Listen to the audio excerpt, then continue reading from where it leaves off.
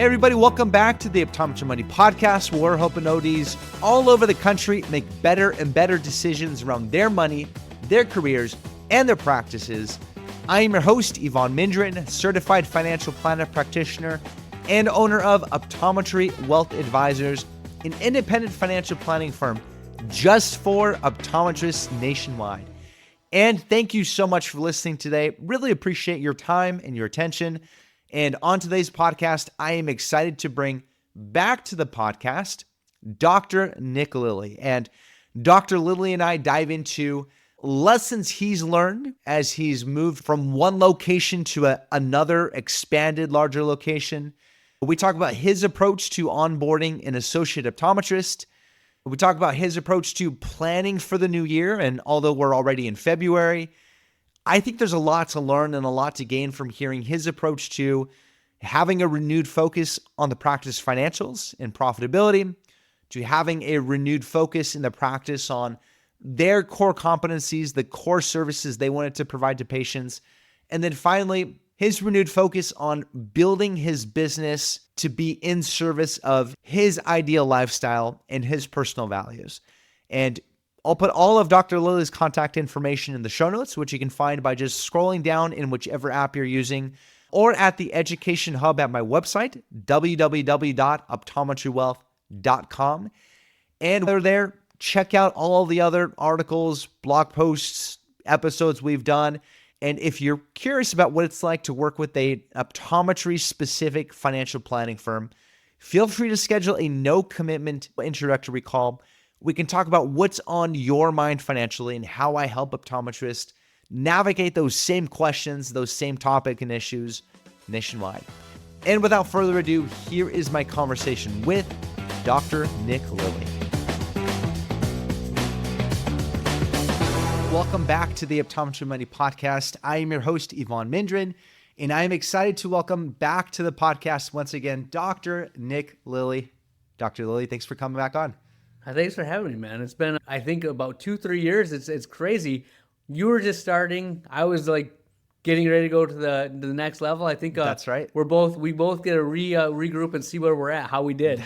That's right. Yeah, I was looking back. You were episode 9, and we're over 100 episodes beyond that. So that early appearance on my podcast didn't tank your career. So it looks like we ended up okay. Yeah. Right. How funny is it though? Because I started my podcast in about 2020. If you look back at some of those early episodes, it's like, oh man, what was I thinking, right? But with like everything, it's the reps, it's the consistency, and I'm sure you have a different flow and feel, and you can just do this in your sleep now. That's how I at least feel. It's awesome to see that the work pays off. Yes, yeah, I cringe a little bit at how I handle those early episodes, but you know what, you learn, you get better, and that's all a part of it, right? Those reps are a big part of anything. I mean, you talk about maybe an optometrist getting the reps of working with patients for the first time coming out of college. You know, the reps in anything new are super important, and I think we're afraid of that a lot of times, right? We don't want to put ourselves out there, we don't want to make mistakes, but you learn from those mistakes. You get through that. So, and I see you're doing not only your own podcast, the Ultimate OD Podcast. You're doing YouTube videos now, so you're really putting yourself out there too, right? In all these different ways. Absolutely. It's one of the things that I looked at is that's the evolution of what I've seen influencers or people do. So it was like pulling teeth to get me to do the podcast and then be in front of the camera.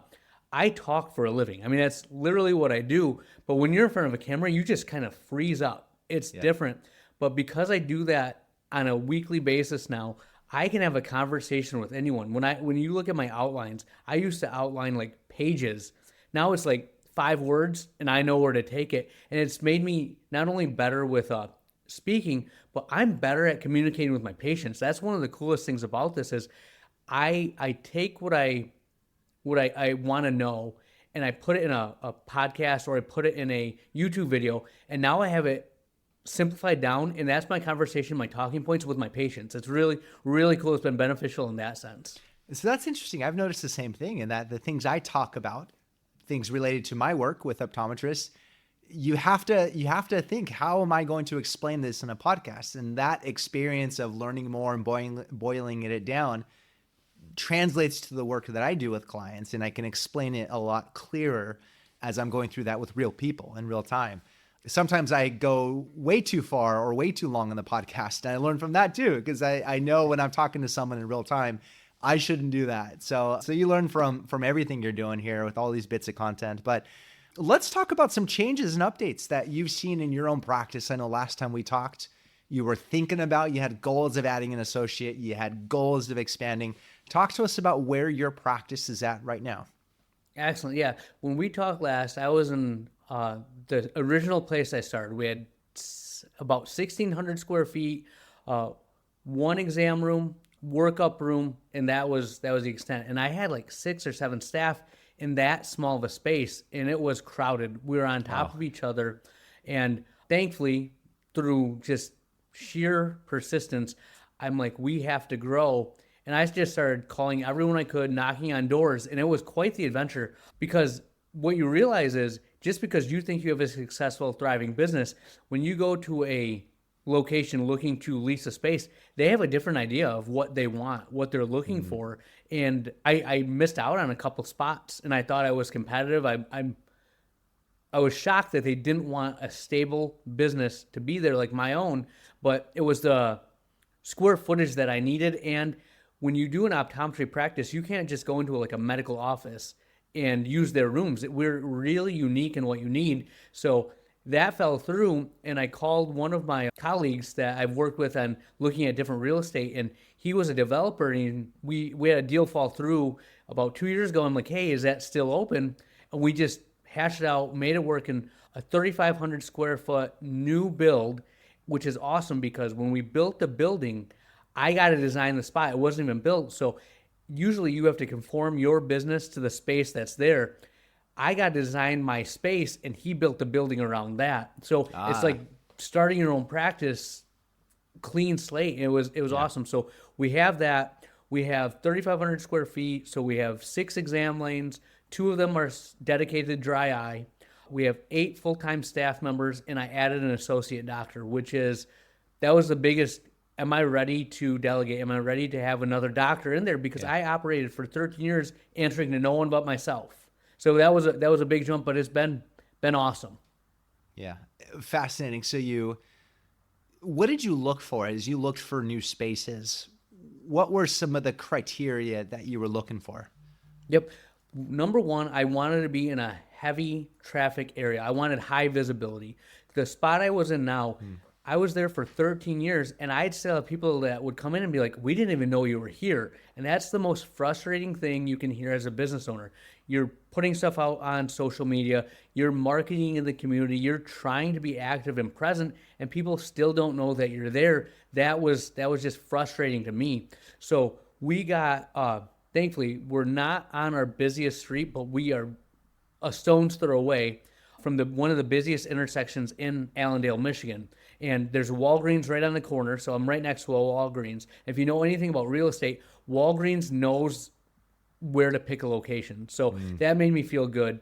And then the 2 high schools and middle schools are literally right down the street. So it's very busy in the morning. We got street frontage, and we lit up our signs so people can see us from the road. And one of the things we did, we used to be Allendale Family Vision.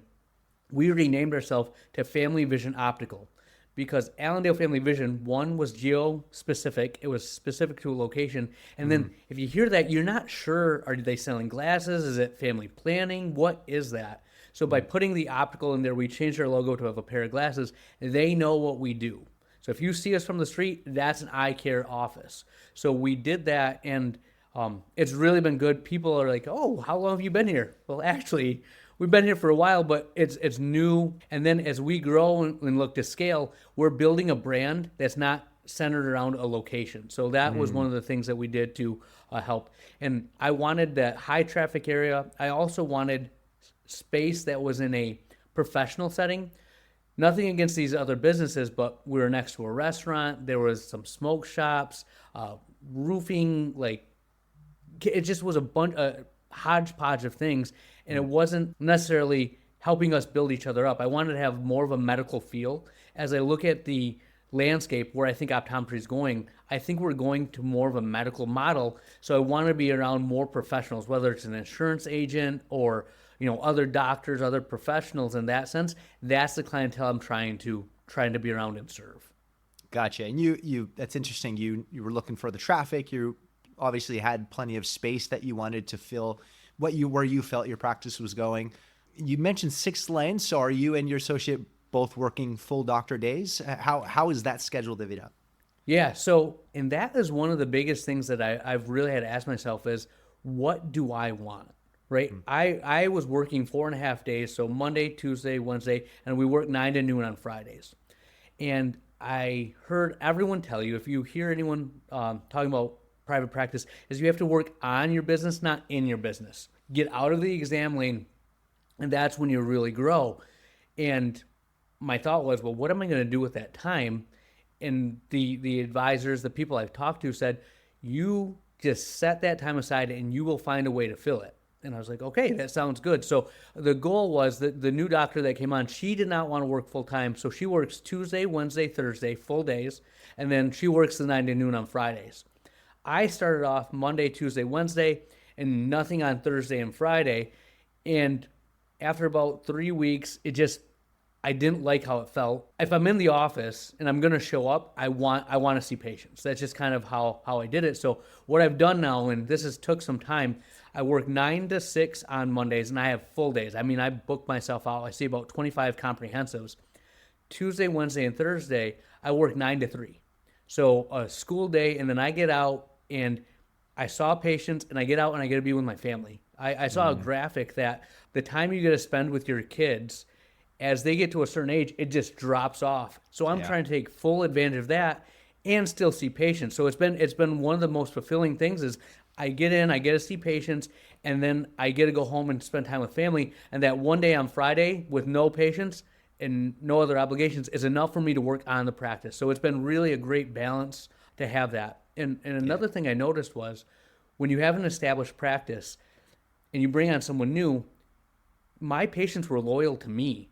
I tried to block off that time so they'd schedule with her. They were just scheduling weeks out, and I have higher overhead. I have a higher staff. I have a doctor that has to get paid. I'm like, I need to see patients. So we had to figure out a happy medium in that sense because I was just going to work less and not have the revenue. I needed to be able to see patients and still have that cash flow coming in. Gotcha. Going through that expansion phase now, and especially going through the build out, designing the new location, are there any lessons that you learned that you can share with the audience around building out the location, designing it, moving into it, marketing it? Like what lessons have you learned that maybe you didn't know when you first started that would be helpful to share? Yeah, absolutely. Two things stand out right away. Number one, optometry is a unique profession. Work with optometric professionals. So I actually had a second office. I opened in 2011. 2014, I opened a second office, and I designed this on my own, and I didn't maximize my space. And then I had a couple of opportunities where I was going to have another office, and went through the design process with their people, the people that represented the space, and it didn't flow. It didn't feel right. So when I did this, I worked with optometric architects and eye designs, two well-known people in the industry, and I got amazing results. I wrote up my plan on a piece of graph paper, sent it to eye designs, and what they did, or not eye designs, optometric architects, and they made it fit. They made the flow so much better, and I'm like, this is amazing. They maximized the rooms, maximized the flow, thought it all through, how doors open, where you're going to put chairs, and it just made sense. Yeah. And then in terms of design, eye designs is amazing at optical.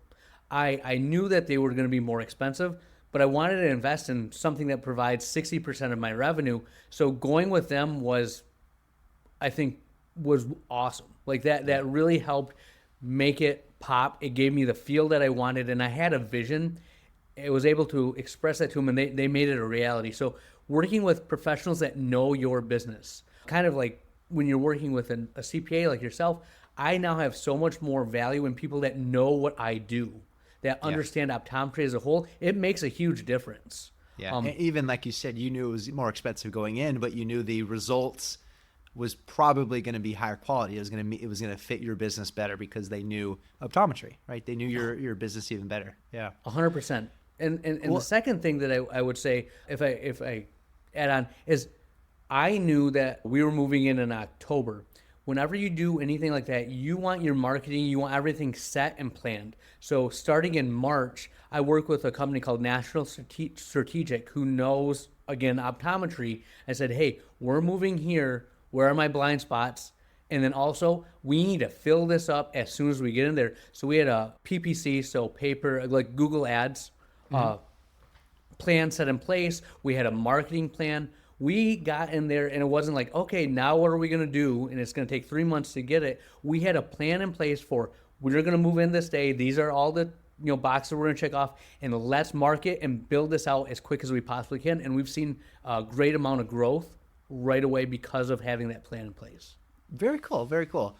Going back to spending more time working on the practice versus in it, I want to talk to you about how you've approached, because I've heard recent podcast episodes that you've done on your podcast.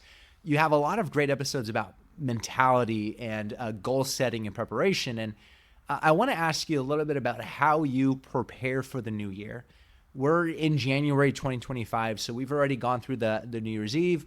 It's already 2025, but how did you approach looking at this new year and reviewing your business, asking yourself questions, areas of improvement? How did you approach that as you went into the new year? Great question. And that's something that also has evolved over the past 2 years. 2 years ago, when I said, we're going to put this in motion to get to where I'm at right now, Profit First by Mike Michalowicz. I read that book and I thought that was amazing. And I said, if I'm going to do this, I need to start focusing on the business side of things. We need to make money. So I was looking at all my revenue, like what am I doing in optical? What am I doing for my exam fees? And I revamped all of that and said, if I'm going to do this, I'm going to make money. Like let's get in there and get that. And what happened was my business grew. We were more efficient. It's that pumpkin principle. Like 80% of your growth is from 20%, or you know the saying of that. But, so we got rid of the outliers. We stopped trying to be the Cheesecake Factory and have everything, and we were going to be Ruth's Chris. We have a great steak. We don't have a kids menu. We do what we do and we do it well, and we've focused our goals on dry eye, ocular health and wellness, and then our optical. Anything outside of that was not in our realm. And then when it got to this year, I spent the past 13 years trying to be the practice that I think everyone else would admire. I want to do this much revenue. I want to do the high-end optical. I want to do the medical stuff. And it was great. It gave me a goal. But at the end of the day, I wasn't necessarily making myself happy. I'm checking off these boxes, and I've got them, and I still am not overly fulfilled, right? I have this hunger. There's something missing. So this year, it was really different. I really sat back and said, where do I want to go? What do I want out of the next decade of my life?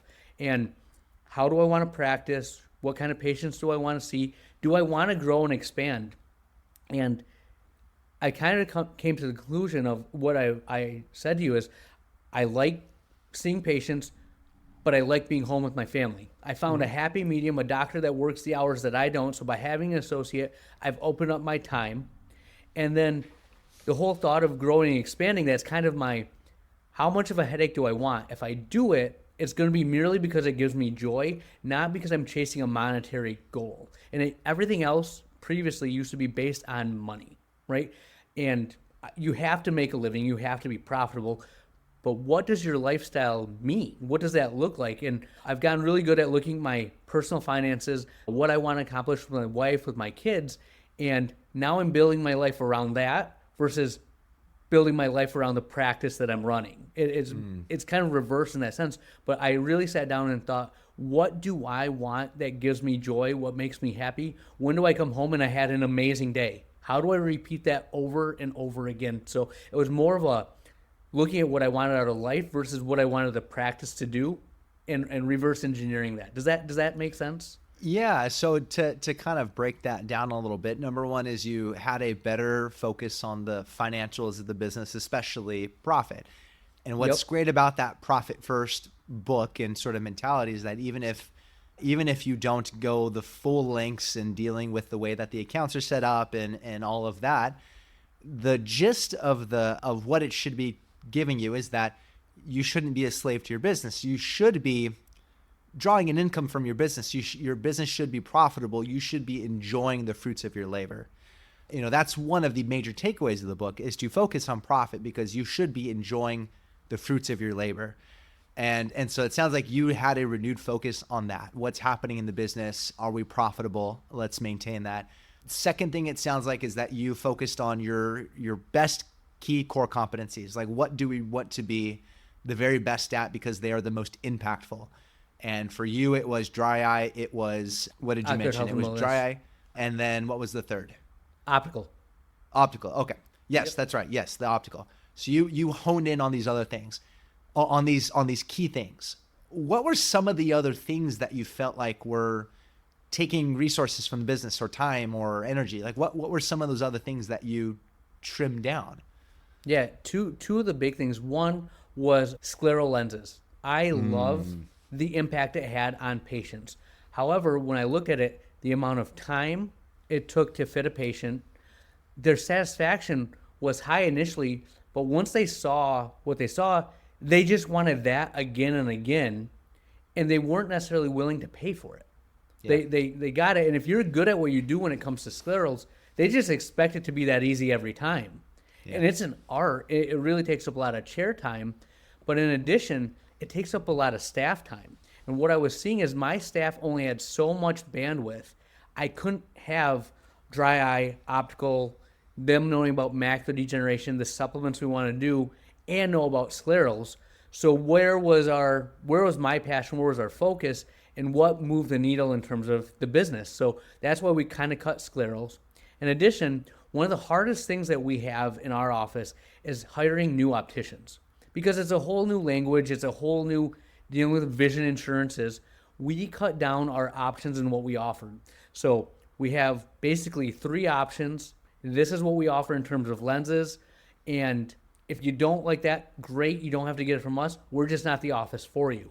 We deal in high-end stuff. If you want cheap, totally fine. You have to do what's best for you and your family. We're just not the office for you. So we raised our prices, but I said, if we're going to do that, we're going to give them value. They're going to get the best quality they can, and we're going to own it. And we had a couple patients that didn't like it. They said, this is too expensive. We don't see the value in it. And I just told my staff, we're not the office for them. Trust me. We're going to find a group of people that love what we do, and they're going to be our loyal followers. And that's what we've done. And it's really worked well for us. Yeah, that's fascinating. You focused in on who do we serve best and what do we do for them, and those highest impact activities, and focused in on that. And then lastly, you talked about reviewing sort of what the business means to your family, right? And sort of reviewing your personal values and what you want your business to do for you, rather than are you a slave to your business, and became more intentional about building your business around that. And has that been something that you've struggled with before? Have you felt like you were spending too much time in the business, like your whole life was led by the business instead of these other things that you felt like were more valuable to you? Like, how did that suddenly come up over the last year? How have you planned around that? One of the biggest things that I really thought about was I had a really good job, but if I wasn't there, we weren't making money. And that's a great job, but it's not a business. One of the things I wanted to do was be able to go on vacation with my kids and family, because I only have a fixed time with them. And I'm going to take the vacation regardless. But I hated that I'd leave and my patients weren't being served. There'd be a red eye, or there'd be something where they needed help and I wasn't there.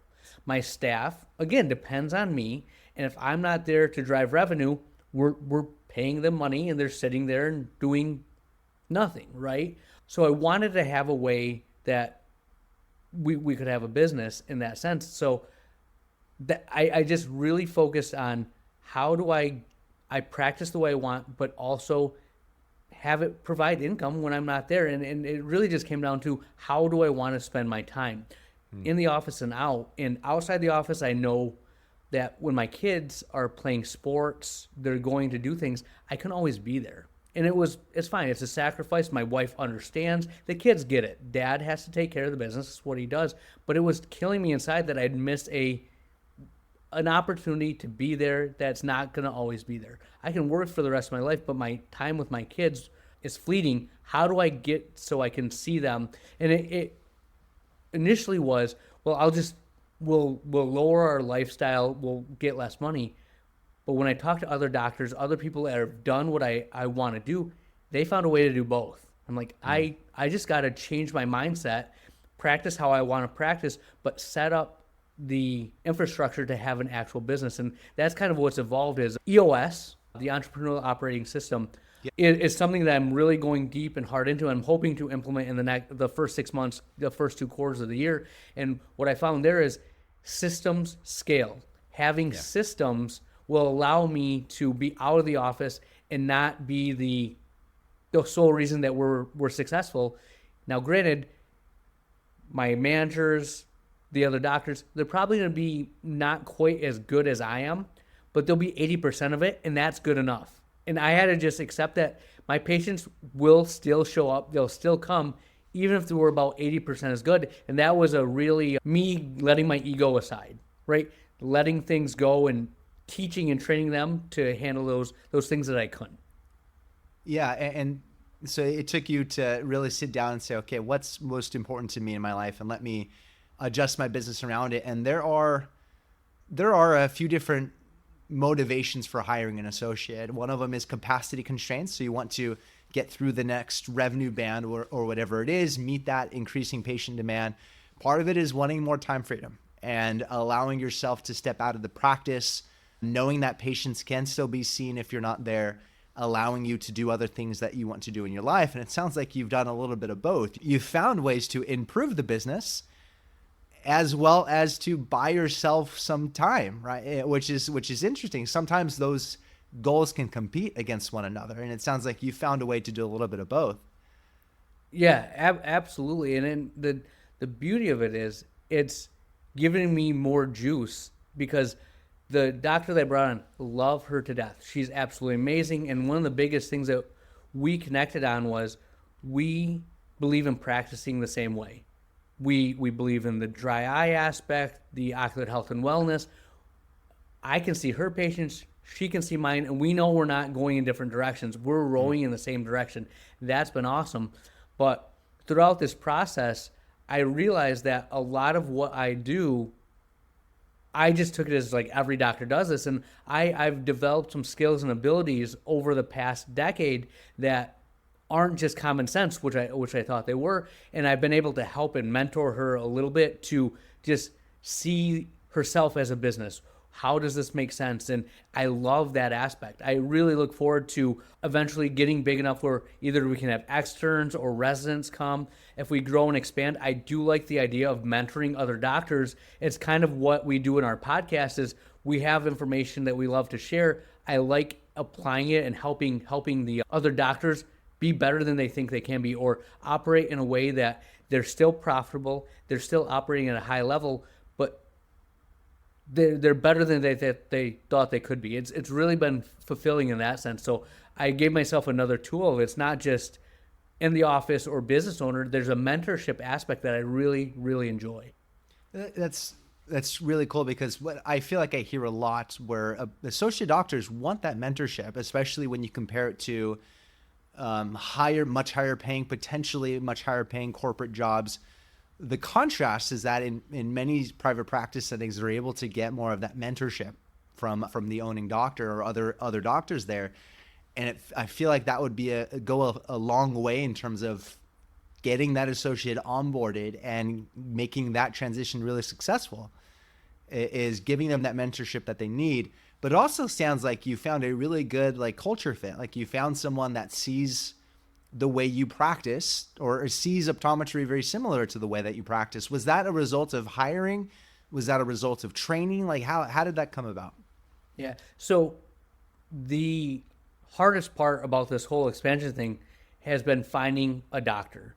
I've had opportunities to buy and acquire practices, but I can't find a doctor to go there. So it's really hard to grow and expand.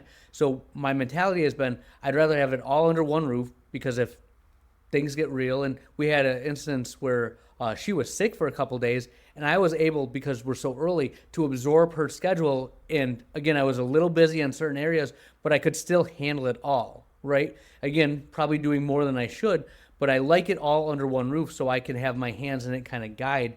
And what we did was we just had tons of conversations of, this is what we believe in, this is how we practice, this is what we do, and we just jived. And the thing I liked about her was, outside of optometry or whatnot, I could have a conversation. We could go out to dinner and talk about the same things. We have similar liking in nutrition. We like the medical side of dry eye, not the aesthetic side. So we're on the same page there. And we could just riff off each other for hours. And it felt like I was really just talking to a friend. Whereas when I talked to some of the young doctors coming straight out of school, it was a little rough. It was a little of like, they are really, really fresh. I couldn't trust them to just handle their own schedule without me really babysitting a lot. Now, again, that's not every doctor. Some doctors are going to be a little better than others, but then you have to figure out, do they want to work for what you're willing to pay? Do they like the area that you're at? There's a lot more variables. So the fact that we jived, she had 3 years of experience working in other practices, I could trust her to be a good doctor. I've never once questioned her patient care aspect. There's just been some flow and efficiency things that she's had to learn. And part of that is because when you're a private practice doctor, you always try to do things at the least expensive way possible. So that means you put a lot of it on your plate. Yeah. But when she came in, she was used to having amazing techs, amazing opticians, where she could just kind of show up, do her doctor thing, and all the business side would be taken care of. Where I have just put it all on my shoulders. I sell from the chair. I talk about the procedures. I'm not afraid to talk about the cost of everything, where she can have those conversations, but she's not used to having them. Yeah, kind of like we were talking about. When I talk about the podcast or the YouTube videos, I'm having these conversations. She's not used to doing it at that capacity. So kind of, I literally, what we do once a week, we have a one-on-one. We have lunch together, and I'll just go through my schedule. This is my patient. This is what I did. This is how I approached it. And I let her ask me questions, and I go, what is your mindset? What are you thinking? All right, this is what I was thinking, and let her bounce things off my head. And I go, I'm not the only way, but at least see what I do and have perspective, and that's been a game changer. She's now like seeing things from a different light, and I've helped focus her in on what can get you bogged down in an exam and what's going to make you more efficient. And now she's more efficient, but still providing that amazing patient care and still being authentic and true to herself. So it's been a work, but meeting weekly and just talking about what we do has been very helpful as well. Weekly meetings, yeah. It sounds like it's a mix of the hiring process, but it sounds like you definitely have a good regular cadence of mentorship, like you talked about, of meeting and coaching through learning new skills. Right? As you would expect, I guess, anytime any professional moves to a new setting, there's going to be some new skills, new procedures, new systems to learn. And so going back to that sort of an original conversation of how do we plan for the new year, you talked about reviewing and getting more focused on the financials, especially profitability. You talked about getting a renewed focus on your business and what are the most impactful things that you do for patients that you really want to focus in on. You talked about a renewed focus on building your business around the most important things in your life, making sure that your business is serving those things. What else should the listener think about in terms of how you approach planning for a new year? Yeah, I think the biggest thing, I guess two things about that is this is your business. This is your life. You have complete control. And that comes with a lot of responsibility. You have to own everything that you do, but that also means you can practice how you want. And one of the things that I always equate everything to like sports. And what you'll see is a new coach gets hired, and he's initially has this mindset, this is what he's going to do. And if he's not quite as successful as he wants initially, he'll start listening to the outside noise and like changing his way of running an offense and doing it to try to cater to make people happy. And at the end of the day, he's going to get fired either way.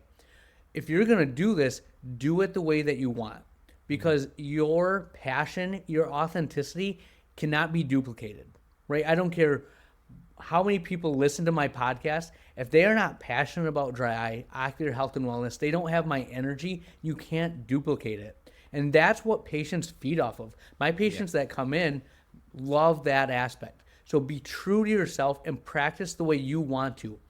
I know when you first start out, it's really easy to say, I just want people on the schedule. What do you want? I'll make it happen. And that's how I started. But I was just finding that I was busy but unfulfilled, not happy with what I was doing. But now that I put the people on the schedule that I like to see, I'm a better doctor. I'm more energetic, and it's fun, right? And that comes down to having a vision. What do you want to do? What's your goals for your business? And that's where the EOS system has the VTO, Vision Traction Organizer, and you have your mission. What's your niche within that? Your 5-year plan, your 10-year targets. And that's amazing, because when I had to sit down and really think about that, what do you want to do in 3 words or 3 to 5 words? You really are thinking about what gives you energy. And my thing is, I like to give people hope. I like to give guidance and offer solutions, right? And if you hear what I talk about, that's what I like about having the associate. Like, hope for a better way of practicing. I like to guide and mentor. And then if she has issues, I like to give her solutions. It applies to my patients. It's who I am as a person. And that's how I'm running my business, how I live my life. And our goal as a practice is to optimize vision. If we do anything, if we're not optimizing vision, it's not what we do. And my staff knows this. We talk about it every meeting. So just being true and knowing what you want. And that's a really big, existential question. But if you can narrow it down, it can change over the seasons. It's not going to be forever. But what do you really want out of life, and how do you live it? And that VTO should, in my opinion, apply to everything you do, right? Yeah. Inside and outside. If I'm providing guidance, mentorship, giving people hope, I'm happy. So it's kind of applying that to your business and life. It's really cool. Yeah, especially when so often the reason ODs are going to go into private practice ownership is that freedom of choice around how they practice, around the patient experience, scope of care, freedom and flexibility around their time eventually to be able to, like you mentioned, build a business around their life rather than the other way around. And if you're not doing that, if you're not building towards that, then you'll find what you mentioned earlier. You have a really busy, high-paying job, essentially. Exactly. Right? Yeah. And that's not a fulfilling way to own a business. That's probably the fast track to burnout, right? It's probably a lot of the times where you hear doctors are really unfulfilled as practice owners. It might be where they accidentally got into practice ownership, really didn't have a clear vision around what they wanted, or at least didn't build towards that vision. They were building towards something else. And so if you're going to go and take on the work and stress and the work that goes into private practice ownership, you might as well build towards something that you want to build towards, something that's fulfilling to you. And one of the questions you've asked in some of your episodes recently is, are you willing to put in the work when you're not guaranteed the outcome, right? And we don't know. I mean, we can't control the outcome. We can't control patient decisions. We can't control. There's a lot of the future in business ownership we can't control. Are we willing to put in the work and get the right process in place and do what needs to be done, knowing that there's that uncertainty there, right? And all of those consistent actions go a long way to at least improving the probability of the outcome you want. So I thought that was a really, really compelling question. Yeah, and it's really fun. And at that point, you'll figure out, are you a process-driven person or are you an outcome-driven person?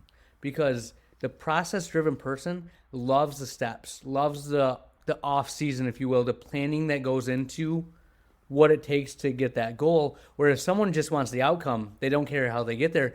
It's hard to find fulfillment along the way. Yes. But that's why I like that question is I'm willing to put in the work because I like the journey. I like that, but I've set up my environment to be enjoyable. Like the people I work with, how I run my office, the way we practice.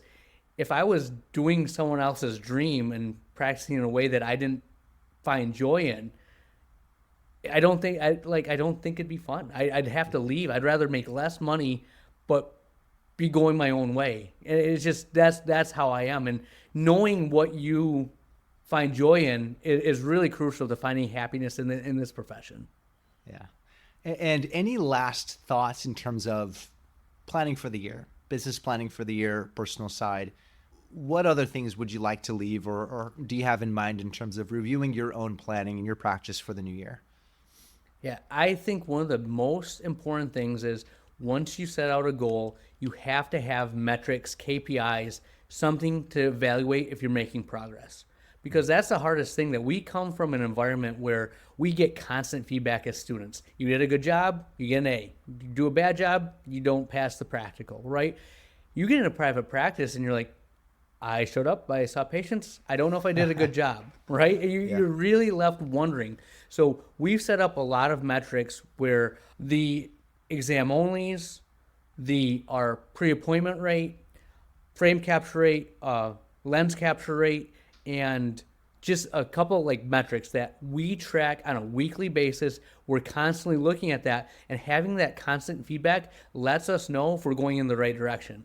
I think it's great to have a vision, it's great to have goals, but if you don't have a way to get feedback on at least a weekly basis, you're going to be going in the wrong direction and not realize it until it's too late, and you're never going to get there. It's going to take you twice as long. So put guardrails in place, and they don't have to be like huge, but just look at it. And if you look at data and you don't change because of it or keep doing something because of it, if you just look at it, it's a number, it's not a good metric, right? Mm-hmm. You have to be able to look at data and say, based on this, I'm going to keep doing what I'm doing, or I'm going to make a change. You have to have KPIs that can move the needle. A lot of people love to collect data, but they don't do anything with it.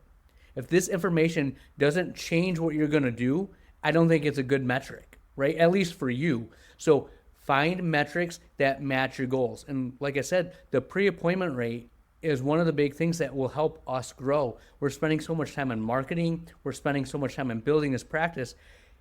You get that patient, you want to keep them coming. They're your bloodlines, right? So we went from, I think we're at 30 to 35% pre-appointment rate. Well, we started tracking it. We're at over 75% now. And it's because we've been looking at it. I was asking my opticians, what is your pain point? Why is this not working? Talk to the other doctor. Why are we not getting this to happen? And I don't know how, but we've honed our craft, and now we got it down to a science. And it's helped us in all other aspects of what we're doing. How do we do the handoff to get a better frame capture rate? How do we do the handoff to get more of our supplements, to get them to follow the doctor's plan of action? And it's all because we had metrics that moved the needle, that made us understand whether or not we're moving towards our goal for this year. So have metrics that give you input that you can adjust your business based on. Interesting. If anyone's listening has read the book Atomic Habits by James Clear, what he writes in that book is that you don't rise to the level of your goals, you fall to the level of your systems. And he even speculates you don't even need goals, because if you're doing the processes and the habits, if you're doing the actions on a consistent basis, you're going to eventually get to where you need to go. And those metrics, like you mentioned, are the scorecard for those systems. I mean, those metrics are the scorecard. Hey, are we doing the actions we need to be doing, and are they working? Or if not, let's adjust our actions. Let's adjust the inputs. And I like the way you focus on these key metrics.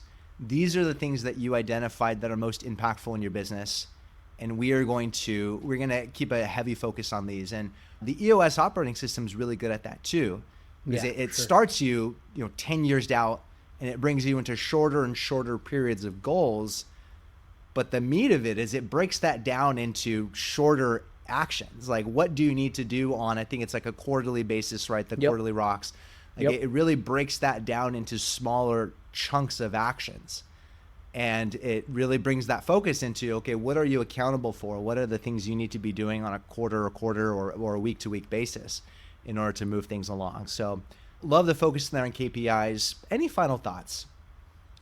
No, I mean, just this is one of the most amazing professions if you practice the way you want. And I hear a lot of doctors that are burned out or just not finding fulfillment. And I challenge them to really look and see if they're practicing the way they want to. And if their goals line up with their wants. You know what I mean? Like, I have a goal to do this, but I want to have more time. It doesn't line up. Get those in alignment. You should feel joy. You shouldn't have the Sunday scaries where you're like, oh no, got to go in on Monday. I'm excited to go in on Monday. Mondays are my favorite days, which is ridiculous because they're our busiest, but I'm practicing.